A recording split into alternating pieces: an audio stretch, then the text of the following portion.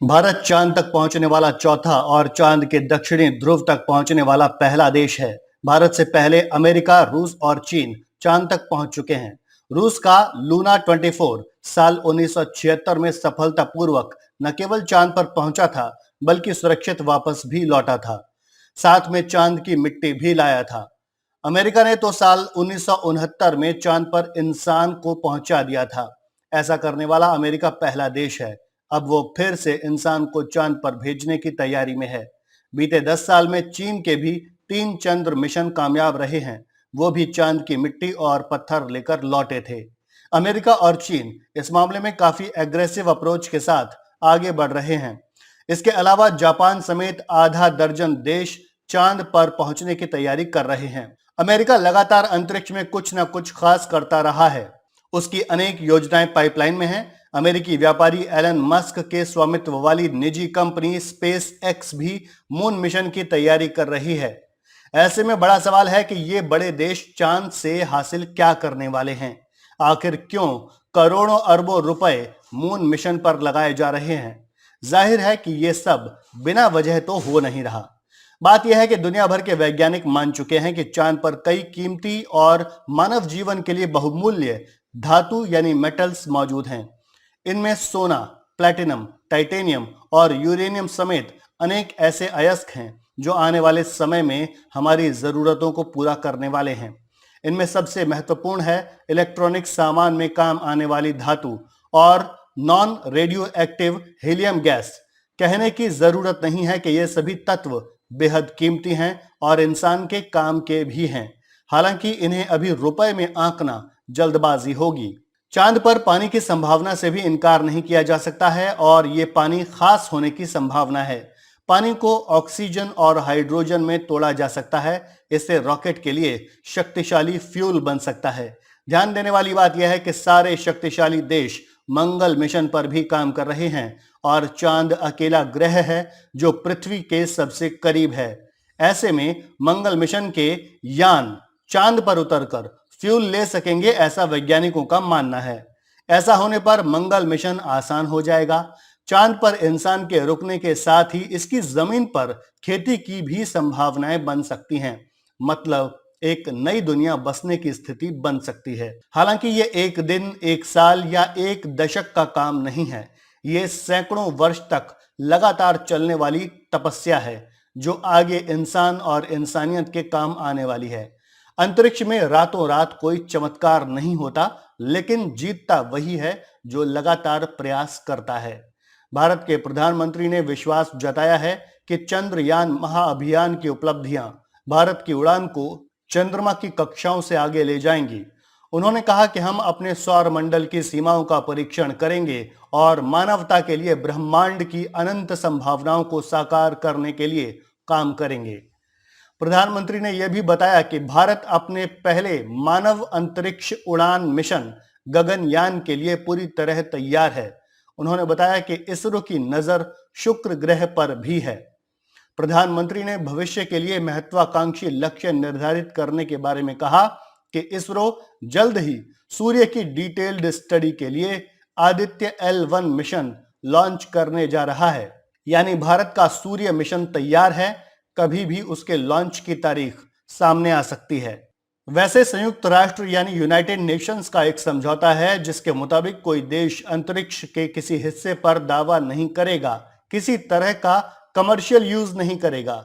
लेकिन चीन, अमेरिका और रूस जैसे ताकतवर देशों ने इस पर दस्तखत नहीं किए हैं। मतलब साफ है कि यह समझौता कोई खास वैल्यू नहीं रखता है। अंतरिक्ष में उसी की चलने वाली है जो पहले पहुंचेगा, पहले खोज करेगा। अगर चंद्रयान 3 मिशन के बिजनेस एस्पेक्ट्स को भारत के हिसाब से देखें तो दुनिया में इसरो की पहचान ऐसी संस्था की है जो सैटेलाइट्स की किफायती लॉन्चिंग के लिए जानी जाती है। इसरो ने कई यूरोपीय देशों समेत करीब 3 दर्जन देशों के सैटेलाइट अपने स्पेस सेंटर्स से लॉन्च किए हैं।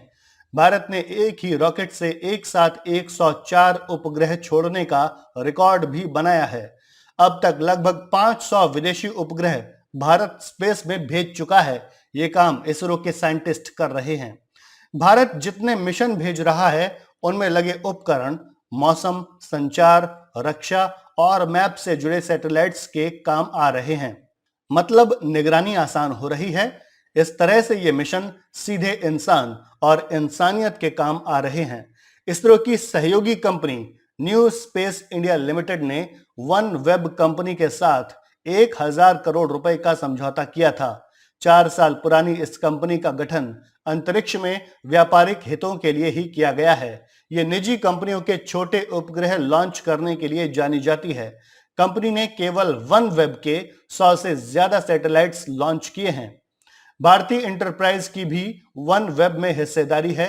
इसकी उपग्रह आधारित इंटरनेट सेवा शुरू होने के बाद इंटरनेट की स्पीड वो मिलेगी जिसकी किसी ने कल्पना भी नहीं की होगी। न्यू स्पेस इंडिया लिमिटेड ने 3000 करोड़ रुपए का समझौता मिनिस्ट्री ऑफ डिफेंस के साथ भी किया है।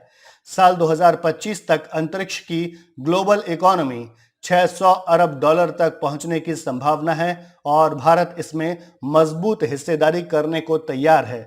अंतरिक्ष में देश की कई निजी कंपनियां भी तेजी से सामने आ रही हैं। भारत सरकार ने इन्हें बढ़ावा देने के कई प्रयास भी किए हैं।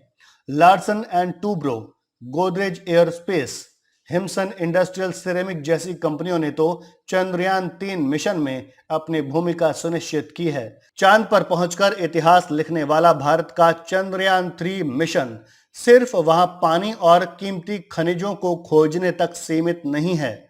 देश की इस उपलब्धि का असर भारतीयों और भारत पर कई मायनों में पड़ेगा। चंद्रयान 3 मिशन की लागत 615 करोड़ रुपए बताई गई है। ये उपलब्धि भारतीयों को गर्व महसूस कराने वाली है। पहली बात तो यह है कि इससे भारतीयों का रुतबा बढ़ेगा और तकनीकी सुविधाओं में इजाफा होगा। चंद्रयान 3 की वजह से भविष्य में भारतीयों को मौसम से जुड़ी जानकारियां मिलेंगी, कम्युनिकेशन और बेहतर बनाने में मदद मिलेगी। अंतरिक्ष के क्षेत्र में भारत मजबूत होगा तो देश का नाम रोशन होगा। नतीजा, दुनिया भर में भारतीयों का रुतबा और बढ़ेगा। आम लोगों को उन सवालों के जवाब मिलेंगे जो सवाल सालों से उनके जहन में हैं। जैसे, क्या वो कभी चांद पर जा पाएंगे? चांद पर जिंदगी है या नहीं? क्या चांद पर खेती की जा सकती है या नहीं?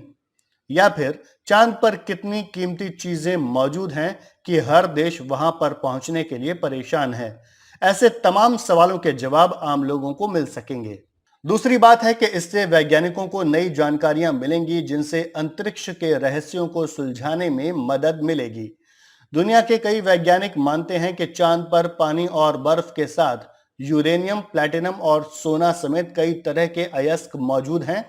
अब भारतीय मिशन चंद्रयान 3 का रोवर चांद की ऐसी तमाम तरह की जानकारियां जुटाएगा, वहां की तस्वीरें भेजेगा। चूंकि चांद ऐसा ग्रह है जो धरती के सबसे करीब है, इसलिए यहां से जुटाई गई जानकारियों पर दुनिया भर के वैज्ञानिकों की नजर रहेगी। मिशन पूरा होने के बाद मिले नतीजे अंतरिक्ष की दुनिया के कई रहस्य खोलेंगे। तीसरी बात है, चंद्रयान 3 का सीधा असर अर्थव्यवस्था पर पड़ेगा। भारत में वर्तमान में 140 रजिस्टर्ड स्पेस टेक स्टार्टअप हैं। इनमें स्काई रूट, सेटश्योर और ध्रुव स्पेस जैसी कंपनियां शामिल हैं। ये सैटेलाइट सिग्नल से लेकर ब्रॉडबैंड और सोलर फार्म्स तक के फील्ड में काम कर रही हैं। ये स्टार्टअप्स तकनीक के जरिए चीजों को आसान बना रहे हैं। पिछले साल इसरो ने देश का पहला प्राइवेट रॉकेट लॉन्च किया था। भारत में पहले प्राइवेट रॉकेट को तैयार करने वाली कंपनी स्काई रूट एरोस्पेस के को-फाउंडर पवन कुमार चंदाना ने मीडिया से कहा कि चांद पर सॉफ्ट लैंडिंग के बाद स्पेस टेक और साइंस के क्षेत्र में काम करने वाले भारत के संस्थान और कंपनियों की मांग दुनिया में बढ़ेगी। देश में इनकी संख्या बढ़ेगी। इसके साथ ही रोजगार के मौके भी बढ़ेंगे। भारत ने पिछले साल देश के प्राइवेट रॉकेट को लॉन्च करके ये साबित भी कर दिया है। इससे सीधे तौर पर विदेशी निवेश बढ़ने की भी संभावना है। Associated chamber of commerce and industry UP की economic policy and taxation committee के चेयरमैन मनीष खेमका गर्व से कहते हैं कि चंद्रयान 3 की कामयाबी तो स्पेस में बड़ी कामयाबी की ओर एक कदम मात्र है। अंतरिक्ष में ताकतवर होने का मतलब है कि मानव जीवन का तेज विकास। सैटेलाइट के माध्यम से सटीक और तुरंत मिलने वाली सूचनाएं हर क्षेत्र में काम को आसान बनाने वाली हैं। मनीष खेमका कहते हैं कि चांद पर जल्द से जल्द पहुंचने को लेकर जो मारामारी है वो इसीलिए हो रही है क्योंकि भारत, अमेरिका, रूस और चीन सबको पता है कि वहां पहुंचने के बाद बाकी प्लैनेट्स को एक्सप्लोर करने के लिए बहुत कुछ उपलब्ध है। इस अवसर को कोई भी देश खोना नहीं चाहता। स्पेस टेक्नोलॉजी के विकास से देश की आर्थिक तरक्की भी हो रही है। खास बात यह है कि देश की कई निजी कंपनियां स्पेस साइंस के सेक्टर में तेजी से आगे बढ़ रही हैं। भारत सरकार इन्हें बढ़ावा भी दे रही है। देश की नामी कंपनियां जैसे Godrej aerospace, Larsen and Toubro, Himson industrial ceramic जैसी कंपनियां चंद्रयान-3 मिशन से जुड़ी हैं। इन कंपनियों के बनाए इक्विपमेंट्स का चंद्रयान-3 में इस्तेमाल किया गया है। इसका असर कंपनियों के शेयर पर भी दिखा है। चंद्रयान-3 की सॉफ्ट लैंडिंग के बाद स्पेस कंपनियों के शेयर्स में उछाल दिखा। Godrej industries, L&T, Tata steel और हिंदुस्तान एरोनॉटिक्स के शेयर्स में रिकॉर्ड तेजी देखी गई। हिंदुस्तान एरोनॉटिक्स लिमिटेड यानी HAL के शेयर 4,138 रुपए 80 पैसे के साथ 52 हफ्तों के हाई पर पहुंचे। इसके अलावा Bharat heavy electricals, Paras defence and space technologies और सेंटम इलेक्ट्रॉनिक्स के शेयर्स में बढ़ोतरी हुई। अंतरिक्ष में कामयाबी का संबंध एग्रीकल्चर सेक्टर से भी है। NIT कुरुक्षेत्र स्थित इसरो के regional academic centre for space के प्रमुख प्रोफेसर ब्रह्मजीत सिंह ने मीडिया को बताया कि स्पेस में भारत जैसे जैसे ताकतवर होता जाएगा, कृषि क्षेत्र को इसका खूब फायदा मिलेगा। अभी मिट्टी की जांच के लिए नमूने लेकर जांच के काम किए जाते हैं। AIML यानी आर्टिफिशियल इंटेलिजेंस और मशीन लर्निंग का इस्तेमाल भी मिट्टी की जांच में अब होने लगा है, लेकिन स्पेस में ताकत बढ़ने के साथ ही ये काम बहुत आसान और तेज होगा। उन्होंने बताया कि भारत सरकार ने हाल ही में स्मार्ट सिटी, कृषि और हेल्थ सेक्टर में AIML की भूमिका बढ़ाने पर काम करने को लेकर एक योजना शुरू की है। स्पेस में ताकत बढ़ने का मतलब होगा कि इन तीनों सेक्टर्स में काम की प्रगति तेज होगी।